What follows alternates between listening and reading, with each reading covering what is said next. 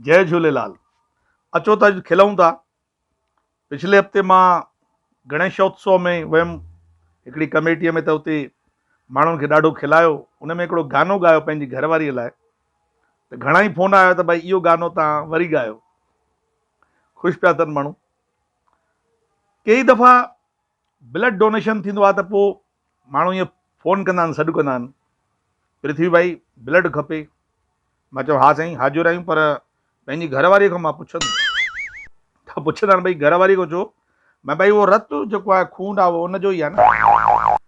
हिकिड़े पुछो भई इहो कीअं था चओ? मां चयो ॾिस भाई, असां माउ जा भक्त आहियूं, माउ जे प्रति ॾाढी अपार श्रद्धा आहे, मगर माता असांखे पालियो 20 साल, इन खां पोइ 30 साल असांखे पालियो आहे असांजी घरवारीअ। त अॼु जेको बि कण कण खाधो आहे, उहो सभु हिन में ब्लड जेको ठहियो आहे, उहो घरवारीअ जे बदौलत ठहियो आहे। इन करे मां ब्लड ॾींदुमि, पंहिंजी घरवारीअ खां पुछी करे ॾींदुमि, न त मां न ॾींदुमि। साईं, हिकिड़ी ॻाल्हि तव्हांखे चवां, मश्करी कंदा आहियूं असां, हिकु नारीअ लाइ, पत्नीअ लाइ कॉमेडी कंदा आहियूं, पर महिलाउनि जे लाइ, नारीअ जे लाइ, हिकु जाइफ़ा जे लाइ ॾाढी श्रद्धा आहे, सची दिलि सां श्रद्धा आहे।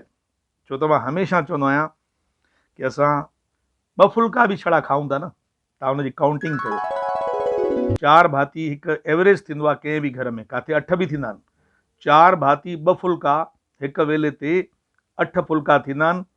3 टाइम तव्हां ॿधो, चांवर न ॿधो, फुल्का ॿधो बसि, त 3 टाइम 8 त्रिको 24, महीने में 720 फुल्का, हिकु साल में लॻभॻि 9000 फुल्का। ऐं हिकु माण्हूअ जी एवरेज उमिरि 70 साल आहे। लॻभॻि 6 लख फुल्का हिकु माई, हिकु माता, हिकु न्याणी, घरवारी पचाईंदी आहे।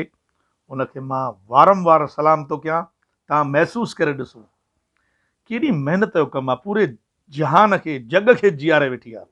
इन करे मां हिकिड़ो उहो गानो हुनजे लाइ, पंहिंजी घरवारी लाइ ठाहियो आहे, सच पच में। मूंखे चरणनि में जॻह ॾे मुंहिंजी प्यारी घरवारी, मूंखे चरणनि में जॻह ॾे मुंहिंजी प्यारी घरवारी, मुंहिंजे रोम रोम में तुंहिंजो आहे नालो घरवारी, मूंखे चरणनि में जॻह ॾे मुंहिंजी प्यारी घरवारी। सगरे जगत जी तूं चिंता थी टारी, सॼी जगत जी चिंता टारण वारी हिकु माउ थींदी अथव। तव्हांखे लख करोड़ मुसीबत अची वञनि, माता, न्याणी, घरवारी उहो ई रूप आहे। नेठि घरवारी बि त माउ ठहंदी आहे न, सॼे जगत जी चिंता टारींदी आहे। सगरे जगत जी तूं चिंता थी टारी, मुंहिंजी बि बाह झलजाए मुंहिंजी घरवारी, मुंहिंजी बि बाह झलजाए मुंहिंजी घरवारी, मूंखे चरणनि में जॻह ॾे मुंहिंजी प्यारी घरवारी।